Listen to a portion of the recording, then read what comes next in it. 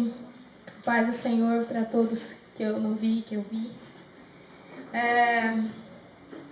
Eu quero convidar você a abrir a sua Bíblia em Êxodo capítulo 12, versículo 1 a 14.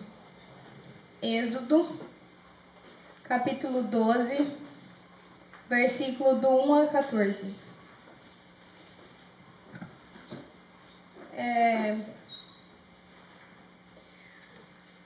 Hoje é domingo de Páscoa, né? Todos nós sabemos, e muitas vezes o que a gente não sabe é o que a Bíblia diz sobre a Páscoa, né? A gente vai conversar um pouco sobre o que a Bíblia diz, a Páscoa do Antigo Testamento e do Novo Testamento. Êxodo, capítulo 12, versículo do 1 a 14, diz assim: O Senhor disse a Moisés e a Arão no Egito: Este deverá ser o primeiro mês do ano para vocês. Digam a toda a comunidade de Israel que no 10º dia deste mês, todo homem deverá separar um cordeiro ou um cabrito para que a sua família, para a sua família e um para cada casa. Se uma família for pequena demais para um animal inteiro, deve dividir o animal inteiro com uma família mais próxima, conforme o número de pessoas e conforme o que cada um puder comer. O animal escolhido será macho de 1 ano, sem defeito, e pode ser cordeiro ou cabrito. Guardem-no até o 14º dia do mês, quando toda a comunidade de Israel irá sacrificá-lo ao pôr do sol. Passem então um pouco de sangue nas laterais e nas vigais superiores das portas das casas nas quais vocês comeram o animal. Naquela mesma noite comerão a carne assada no fogo com ervas amargas e pão sem fermento. Não comam a carne crua, nem cozida em água, mas assada no fogo, cabeça, pernas e vísceras. Não deixem sobrar nada até pela manhã. Caso isso aconteça, queimem o que restar. Ao comerem, estejam prontos para sair. Cinto no lugar, sandálias nos pés e cajado nas mãos. Comam apressadamente. Esta é a Páscoa do Senhor. Naquela mesma noite passarei pelo Egito e matarei todos os primogênitos, tanto dos homens como dos animais, e exultarei juízo sobre todos os deuses do Egito. Eu sou o Senhor. Versículo 13. O sangue será um sinal para indicar as casas em que vocês estiverem. Quando eu vir o sangue, passarei adiante. A praga de destruição não os atingirá quando eu ferir o Egito. Este dia será um memorial que vocês e todos os seus descendentes celebrarão como festa ao Senhor. Celebrem-no como decreto perpétuo. Amém?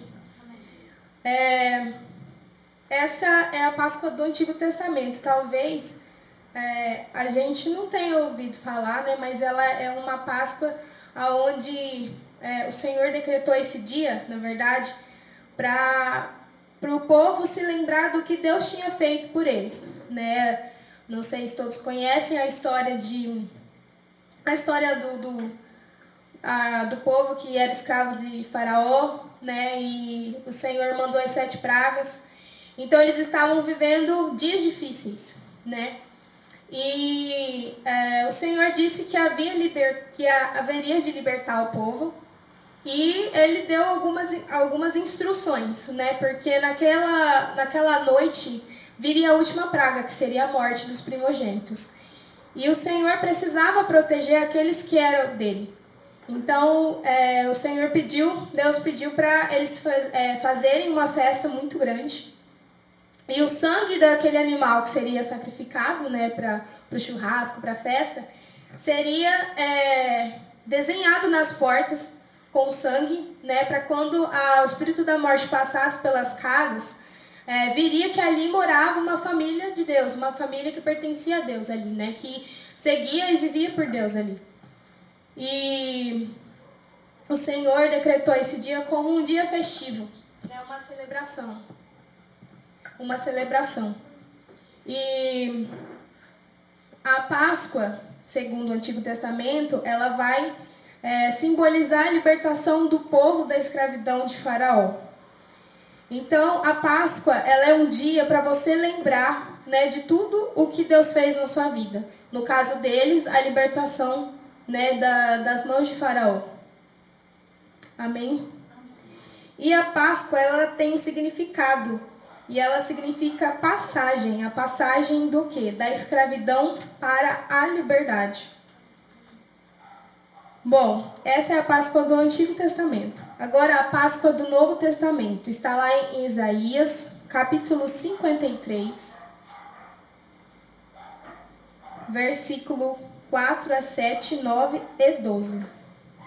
Isaías 53.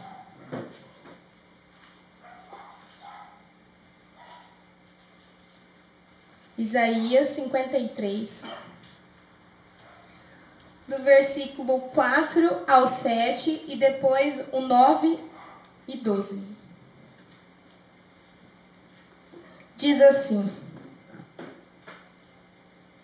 certamente ele tomou sobre si as nossas enfermidades e sobre si levou as nossas doenças. Contudo, nós o consideramos castigado por Deus, atingido e afligido. Mas ele, transpassado por causa das nossas transgressões, foi esmagado por causa de nossas iniquidades. O castigo que nos trouxe a paz estava sobre ele, e pelas suas pisaduras fomos sarados. Todos nós, tal qual ovelhas, nos desviamos, cada um de nós se voltou para o seu próprio caminho, e o Senhor fez cair sobre ele a iniquidade de nós. Ele foi oprimido e afligido, e contudo não abriu a sua boca. Como um cordeiro foi levado para o matadouro, e como uma ovelha que diante de seus tosqueadores fica calada, e não abriu a sua boca. Versículo 9. Foi-lhe dado um túmulo com os ímpios, e com os ricos em sua morte, embora não tivesse cometido nenhuma violência, nem houvesse nenhuma mentira em sua boca. Versículo 12. Por isso eu lhes darei uma porção entre os grandes, e ele dividirá os despojos com os fortes. Portanto, ele derramou sua vida até a morte, e foi contado entre os transgressores, pois ele levou o pecado de muitos, e pelas transgressões intercedeu. Então, a Páscoa para nós é essa. A Páscoa de Isaías 53, é a Páscoa depois de Cristo, né? É a Páscoa da graça, né? E lendo esse texto, o que nós trazemos para a nossa vida? Que o Senhor, Ele nos amou tanto que Ele não pensou duas vezes em aceitar o propósito de Deus para a vida dele, né? E o que nós temos que comemorar então? Né? Lembrando que o povo no Antigo Testamento comemorava a libertação deles, né, da escravidão de Faraó.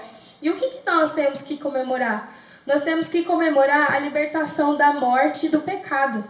Todos nós somos pecadores, todos nós pecamos, todos nós merecemos a morte.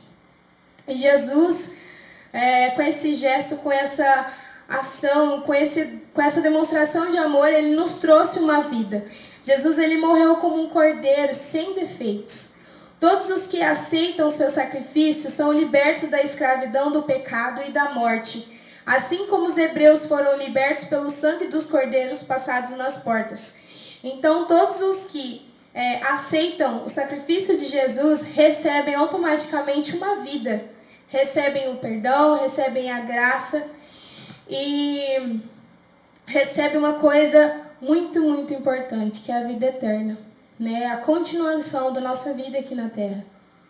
Lá em Romanos, capítulo 6, versículo 23, diz: porque o salário do pecado é a morte, mas o dom gratuito de Deus é a vida eterna, por Cristo Jesus, nosso Senhor. Então todos nós merecíamos a morte, porque todos nós pecamos, todos nós somos pecadores. Mas diante da graça de Jesus, diante da sua morte, diante do nosso coração, em aceitar e corresponder a esse sacrifício de Jesus por nós, nós recebemos o perdão, nós recebemos a vida eterna e nós recebemos uma vida, mas não é uma qualquer vida, é uma vida em propósito. Lá em Romanos também, capítulo 6, do 4 ao 6, Romanos capítulo 6, versículo 4 a 6, diz assim: de sorte que fomos sepultados com ele pelo batismo na morte, para que, como Cristo foi ressuscitado dentre os mortos, pela glória do Pai, assim andemos nós também em novidade de vida. Porque se fomos plantados juntamente com ele na semelhança da sua morte, também o seremos na sua ressurreição. Sabendo isso, que o nosso velho homem foi com ele crucificado, para que o corpo do pecado seja desfeito, para que não sirvamos mais ao pecado. Então a Páscoa, ela nos traz um dia para nos refletir.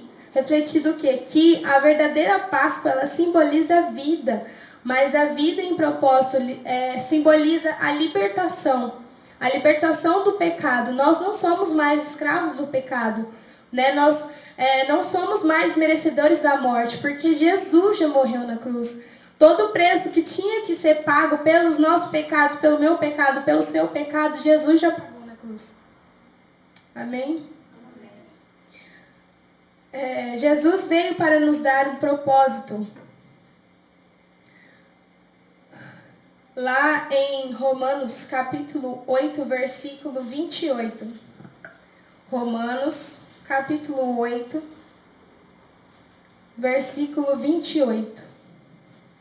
Então, Jesus ele veio para nos dar uma vida em propósito, né? Quando nós aceitamos a Jesus, nós recebemos um propósito. E sabemos, diz assim, versículo 28, Romanos 8. E sabemos que todas as coisas contribuem juntamente para o bem daqueles que amam a Deus, daqueles que são chamados segundo o seu propósito.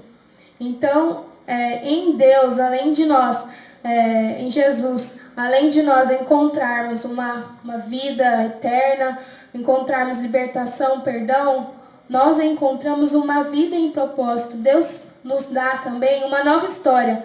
Ele nos dá um plano de vida, né? E para cada um de nós, Deus dá um chamado, Deus dá um ministério, Deus dá dons, Deus dá talentos. Então, além do Senhor nos perdoar, além de Jesus mudar o nosso destino, que era a morte, além dele nos perdoar, ele ainda nos dá uma vida em propósito, uma vida de ministério, uma vida de chamado, uma vida com dons e talentos, uma vida plena. Amém? Então, a Páscoa, ela tem que ser uma celebração contínua. Ela tem que ser todos os dias. Todos os dias nós precisamos celebrar a Páscoa, né? A Páscoa nada mais, nada menos é que a morte de Jesus. Todos os dias a gente tem que comemorar a nova vida que nós recebemos em Deus, né? Não só em abril, não só uma vez por ano, mas todos os dias a gente tem que lembrar o que Jesus fez por nós, qual era o nosso destino se não fosse por Jesus, se não fosse a morte de Jesus por nós, se não fosse a vida que Deus tem para nós, a vida que nós escolhemos, se não fosse o sacrifício de Jesus, nós não estaríamos aqui. Então a celebração ela tem que ser algo contínuo. Nós devemos viver como alguém justificado. Lá em Romanos 6, Romanos está sendo bem destacado nessa mensagem. Romanos capítulo 6, versículo 7, diz assim: porque aquele que está morto está justificado do pecado. Então, se você aceita o sacrifício de Jesus, se você aceita o perdão de Jesus, você é justificado, né? Então você não vive mais pelo pecado, você não vive mais segundo os seus desejos, segundo as suas paixões, as suas vontades, você vive por Ele, para Ele. Amém? E você deve viver também como um santo lutando contra o pecado. 1 Pedro, capítulo 1, versículo 16, diz assim. 1 Pedro, capítulo 1, versículo 16, diz assim: porquanto está escrito, sede santos, porque eu sou santo. Então, está falando assim, Jéssica, então eu não sou mais pecadora, certo? Ok, eu recebi o perdão do Senhor, eu aceitei o sacrifício que Jesus fez por mim. Mas e se eu pecar? Eu perdi esse sacrifício? Pois é, Jesus ele é tão bom que ele trouxe o tempo da graça. Se você reconhecer que você errou, que você pecou, ele é misericordioso para te perdoar, né? Mas tudo aquilo, o pastor Júlio sempre citou, né, que o pecado tem que ser algo acidental, né? Não pode ser algo planejado.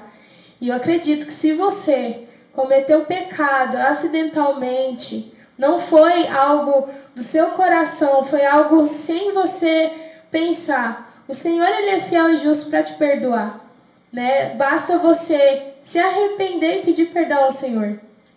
Então nós não somos pecadores lutando para ser santo, nós somos um santo lutando contra o pecado. Amém? E nós deveremos ser uma pessoa pronta para servir. Em Romanos 8,19, diz assim: porque a ardente expectação da criatura espera a manifestação dos filhos de Deus. Porque a ardente expectação,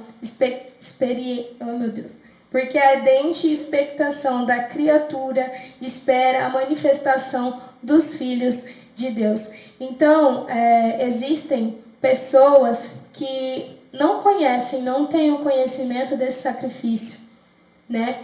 E elas estão cheias de pecado, elas estão na beira da morte, angustiadas, e elas precisam ter o conhecimento de que elas não precisam mais viver assim, né? Que em Jesus é possível ter uma vida plena, em Jesus é possível encontrar o perdão, né? Então, nós precisamos nos posicionar, né, como filho de Deus, como alguém justificado, como alguém perdoado e pronto para amar e servir essas pessoas.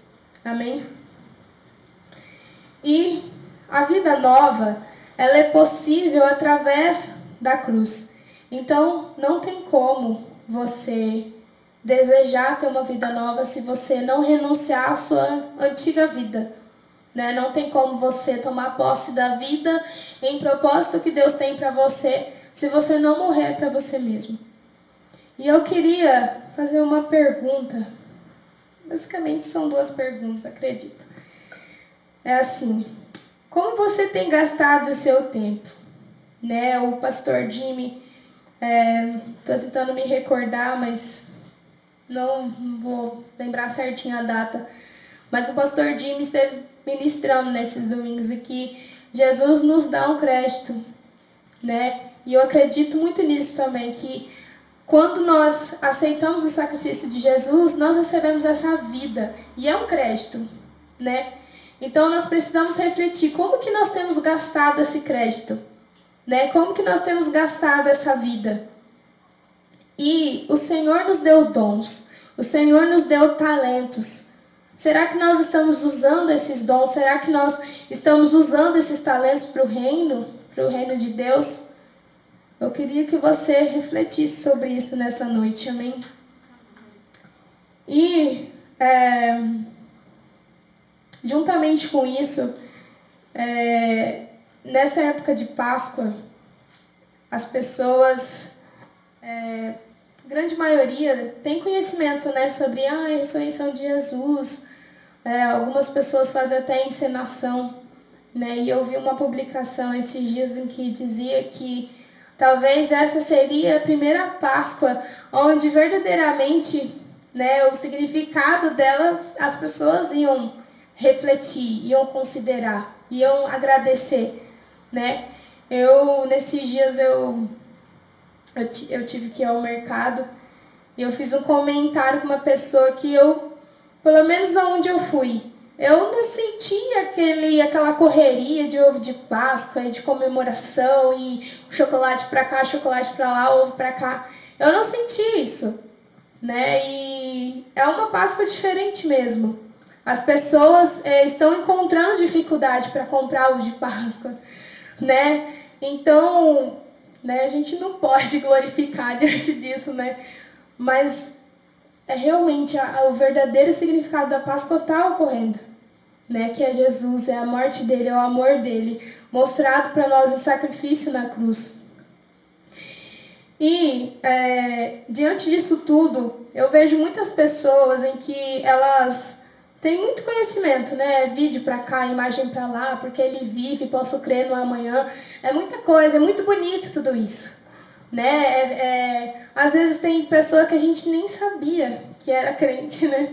Você falou, você é crente. Ela postou num vídeo, né? Falando sobre a morte de Jesus, sobre a Páscoa, desejando ótima Páscoa.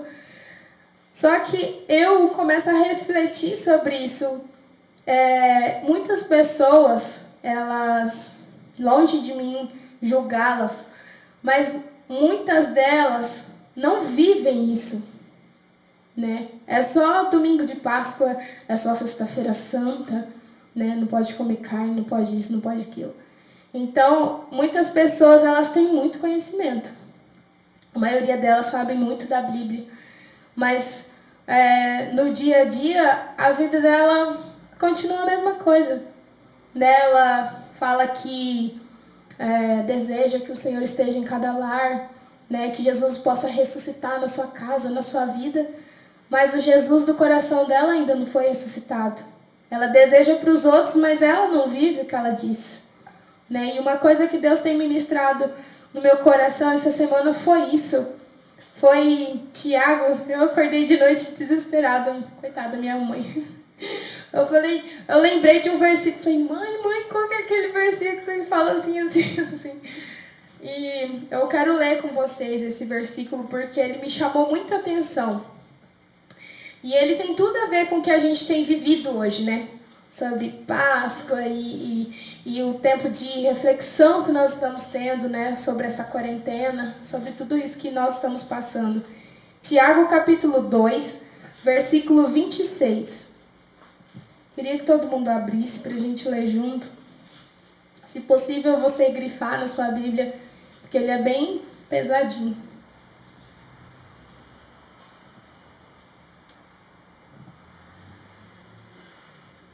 Tiago, capítulo 2, versículo 26. Diz assim: assim como o corpo sem espírito está morto, também a fé sem obras está morta. Amém? Vamos ler de novo, porque esse versículo é uma bênção. Não desmerecendo os outros, mas diz assim: assim como o corpo sem espírito está morto, também a fé sem obras está morta. Diante desse versículo, é possível levantar muitas perguntas, muitas reflexões. E eu acredito que uma delas é: onde estão as suas obras? Até aqui, o que você tem feito para Deus? O que você tem feito para mim? Né? Conhecimento é muito bom mesmo. Fazer estudo da palavra, ótimo, maravilhoso. Né? Crescimento com Deus, é palavra, é alimento para o Espírito. Mas se esse conhecimento, essa palavra, não gerar uma mudança na sua vida, ela é morta. Ela não significa nada, ela não tem poder nenhum. Talvez na hora que você leu, na hora que você estudou, você falou, cara, que palavra abençoada, assim, assim, assim, assim. Mas na hora de você viver o que Deus ministrou no seu coração sobre aquilo, você esquece, né? Eu tenho um costume de tudo que Deus fala comigo eu postar no status, porque eu acredito que assim como falou comigo, pode falar com alguém. E eu tenho muitas pessoas que não têm Jesus nos meus status, e elas olham o que eu posto. E eu acredito muito que não é errado você postar, né, o seu conhecimento, aquilo que você estudou, mas eu quero assim que você, além de você ter esse conhecimento, você ter esse estudo, você possa praticar, né? É muito bonito quando a gente ouve um texto que fala sobre perdão. É muito bonito quando a gente lê um texto que fala sobre amor ao próximo, quando fala que Jesus te ama, quando fala que você tem que ser dizimista. É muito bonito quando a gente lê, quando a gente estuda, quando a gente aprende. Mas o Senhor diz que a fé sem obras, ela não serve para nada. Né? O conhecimento, ele só vai fazer efeito, ele só vai ter verdadeiramente poder quando você praticar na sua vida. Né? Muitas pessoas sabem o que é Páscoa. Muitas pessoas sabem que Jesus ressuscitou no terceiro dia. Muitas pessoas sabem que quando você aceita Jesus, os seus pecados são perdoados. Muitas pessoas sabem que Jesus nos ama, que Jesus tem uma nova história para você, para mim, e que Jesus é amoroso, que Jesus é maravilhoso, mas isso não produz nada no coração das pessoas, né? Isso não produz nada no meu coração, então tem alguma coisa errada. Lá em Lucas, capítulo 9, versículo 23 a 25, Lucas, capítulo 9, versículo 3 a 25.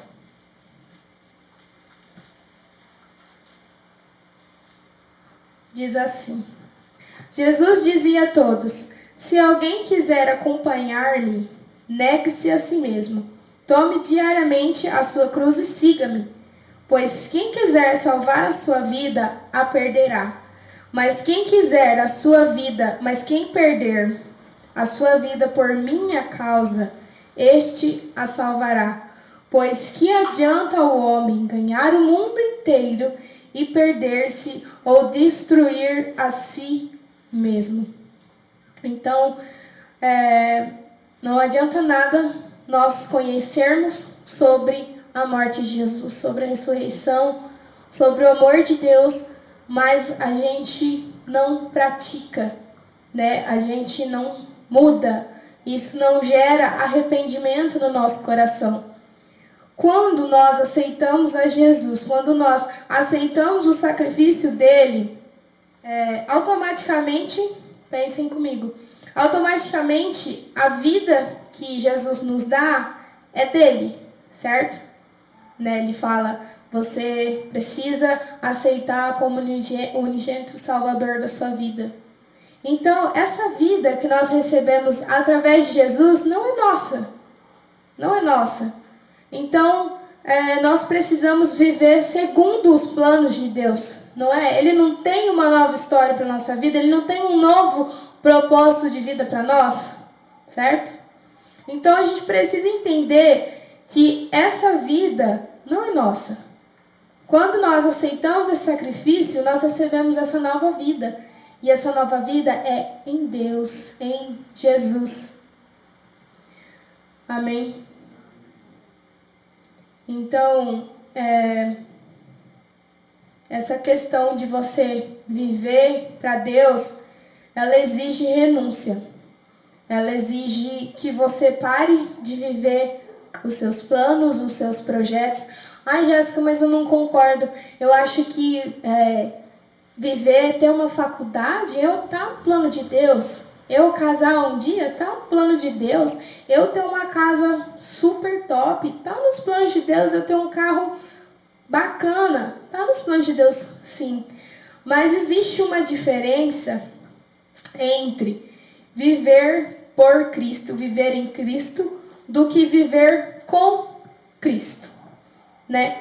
Quando nós vivemos com Cristo, nós vimos, né? A gente vem na igreja, a gente ouve a mensagem, a gente vai no grupo Vida, bacana, legal, A gente faz durante a semana o nosso TSD, mas a nossa vida continua a mesma coisa.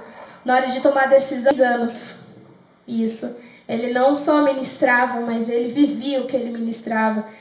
E ele dizia que tudo que você fizesse na sua vida, desde eu vou lá no Comper, fazer uma compra tal. Ó, tô divulgando, nem tá sendo patrocinado esse vídeo.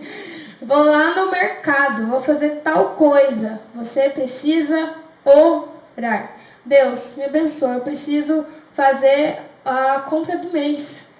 O Senhor sabe que eu tenho esse valor no meu orçamento e eu preciso comprar isso, isso, isso, aquilo. O que eu devo fazer? O Senhor acha que eu devo ir logo hoje? O Senhor acha que eu devo ir essa semana? Ou o Senhor acha que é bom esperar um pouco que o Senhor vai tocar o coração de alguém? Ou Deus vai abençoar? Ou tal dia vai ter uma promoção e você não sabe?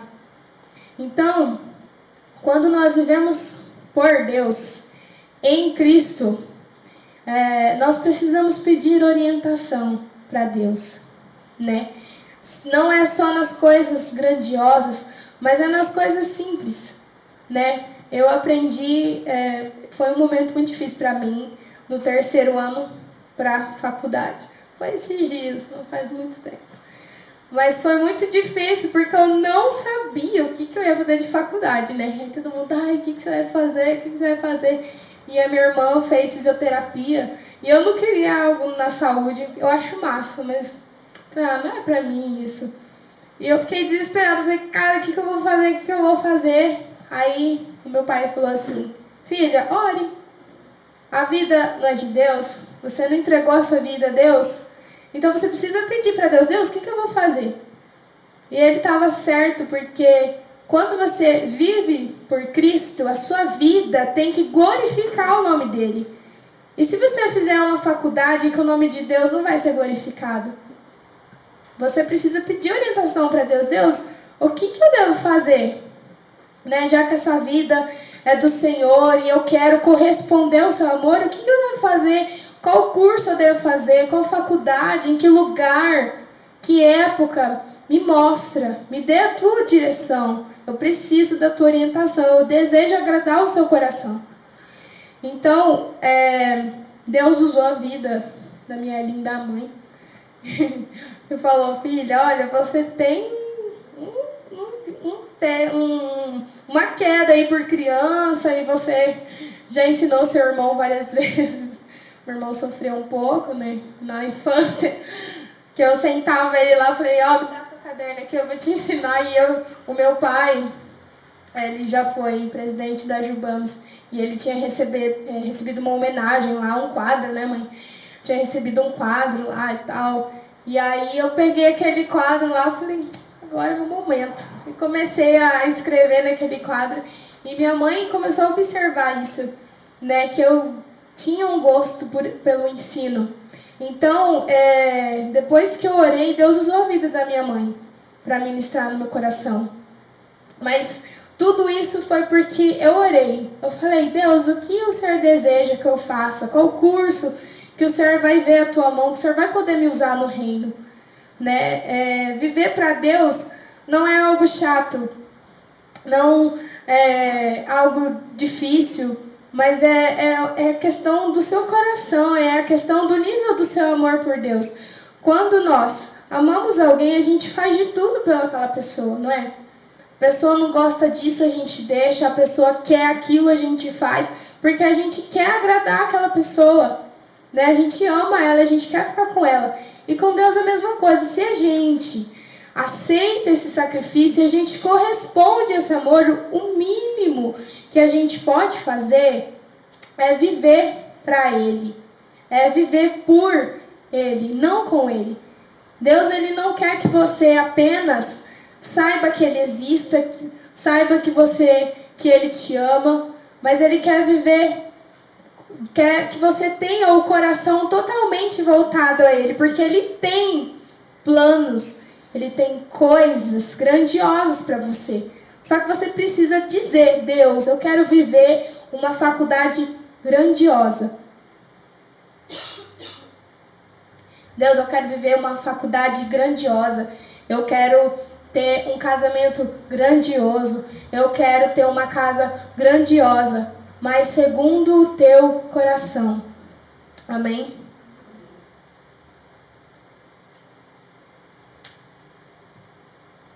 Lá em 1 Coríntios, capítulo 3, perdão, 1 Coríntios, capítulo 13.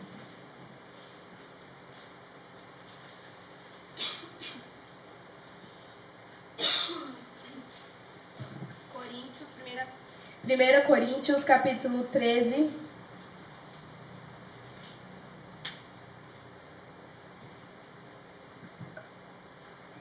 Versículo do 8 ao 10.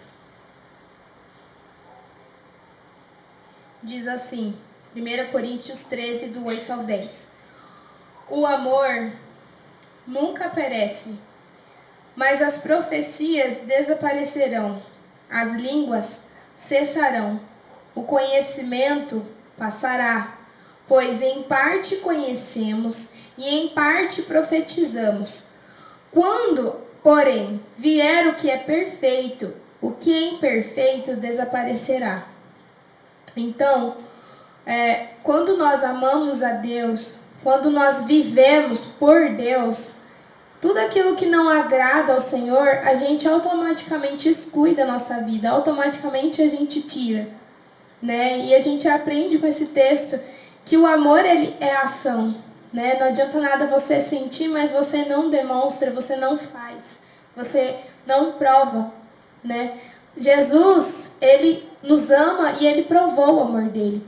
Agora é com a gente, agora a gente precisa provar o nosso amor. Se a gente realmente ama a Deus, se realmente a gente quer corresponder ao amor de Deus, a gente precisa provar. E a maior prova que a gente pode dar é entregar a nossa vida a Ele. Mas não entregar emocionalmente. Ai, Deus, eu entrego a minha vida ao Senhor, Deus, assim. Mas é o dia a dia, é o cotidiano.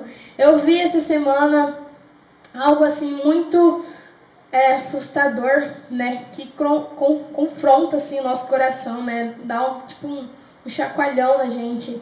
E dizia assim que ministério não é domingo. O verdadeiro ministério é aquele durante a semana, né? Vou falar de mim. Não adianta nada eu estar aqui no Ministério de Louvor domingo cantando que eu sou filho amado, mas durante a semana eu sou um filho bastardo, né? Eu desonro meu pai, eu em casa sou outra coisa. E a música diz, eu levarei por aí essa identidade. E chega no meu serviço, e chega na minha casa, e a minha identidade é totalmente diferente, né? Então, que amor é esse? Né? Não adianta nós termos conhecimento disso tudo, não adianta nós termos essa riqueza de palavra, mas se ela não gera arrependimento no nosso coração, se ela não gera mudança no nosso coração. Amém? Nós estamos vivendo um tempo muito difícil, né? Essa quarentena abençoada, para algumas pessoas é férias forçada, né? E tá muito difícil, por quê? Porque eu acredito que o Senhor permitiu esse tempo para nós refletirmos. Como que eu tenho gastado essa vida, esses créditos, né, para Deus? O que eu tenho feito? Como eu tenho usado os meus talentos, os talentos que Deus me deu, os dons que Deus me deu, né? Mas eu não quero que essa reflexão ela gere remorso no meu coração, no seu coração. Essa palavra precisa gerar arrependimento, né? A gente precisa refletir. E para finalizar, eu queria que você fechasse os seus olhos nesse momento e levasse o seu coração e os seus pensamentos ao Senhor. Eu queria que você começasse a refletir agora nesse momento o que eu tenho feito por amor a Deus. Será que eu tenho vivido segundo os meus planos, segundo as minhas vontades, segundo os meus desejos, segundo as minhas paixões? Será que eu tenho vivido por Cristo? Será que eu tenho conseguido corresponder a esse amor? Será que eu verdadeiramente tenho demonstrado que eu amo a Deus através da minha vida, das minhas ações, através da minha prioridade? Quero que você feche os seus olhos e possa levar o seu coração a Deus nessa noite. Que você converse com Ele. E se infelizmente o seu coração for algo negativo diante dessas perguntas, eu quero convidar você a essa semana a viver o ministério que realmente Deus te levantou. O ministério que realmente Deus te chamou. De fazer a diferença, de ser um canal, um instrumento que leva a identidade do amor do Senhor para as pessoas, nos lugares. Quero que você leve a sua mente à cativa obediência do Senhor nesse momento.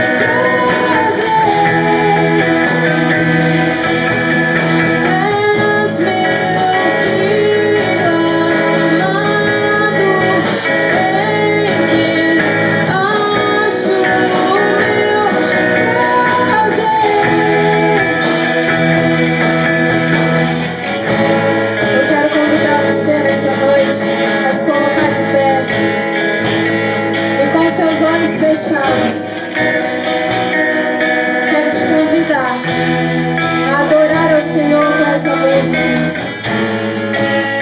Feche os seus olhos.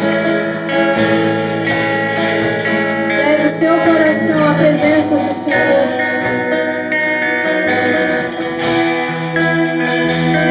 E eu irei por aí levando essa identidade. E eu irei por aí sabendo ser amado de verdade. E eu irei por aí sabendo que se eu venho, num só lugar estou, guardado em teu amor. Diga. E eu irei por aí levando essa identidade. E eu irei por aí sabendo ser amado de verdade. E eu irei por aí sabendo que sou teu. Só lugar estou, guardado em teu amor. Sou teu filho amado, em quem achas teu prazer. Sou teu filho amado, em quem achas teu prazer.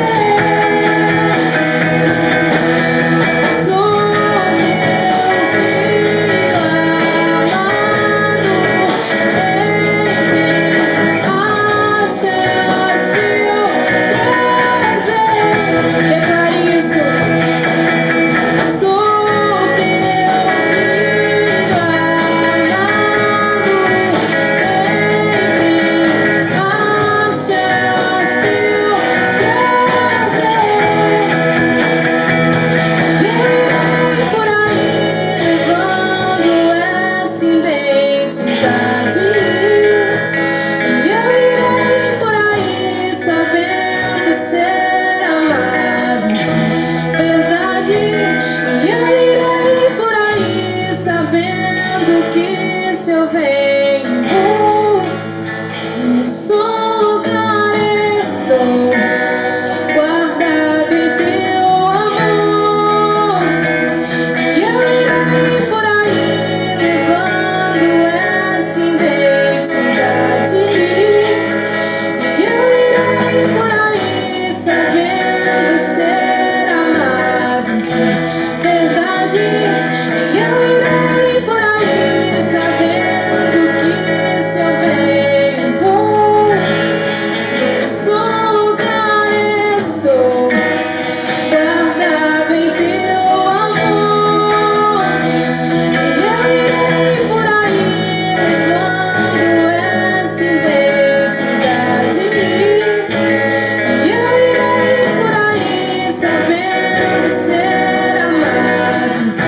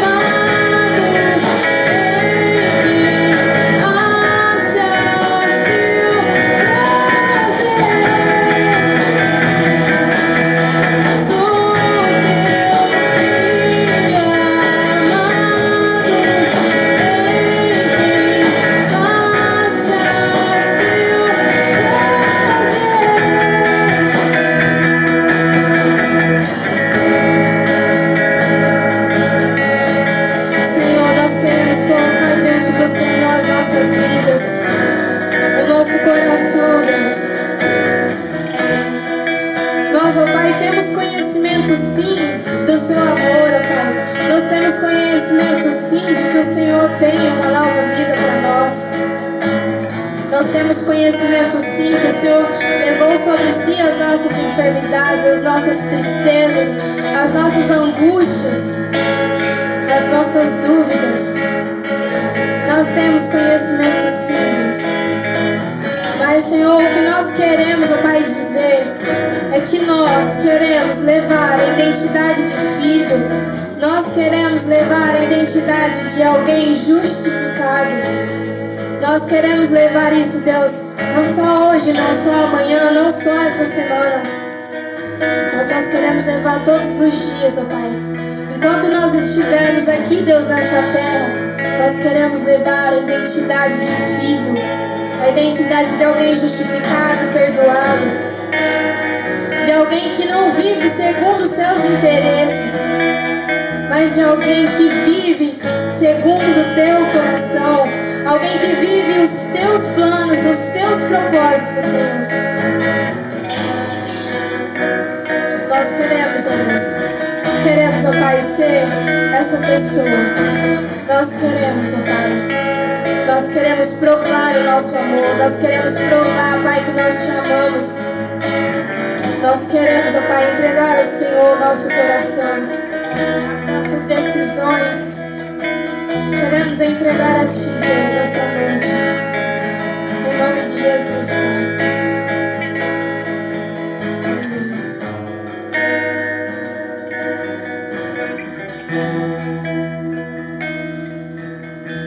Amém. Nós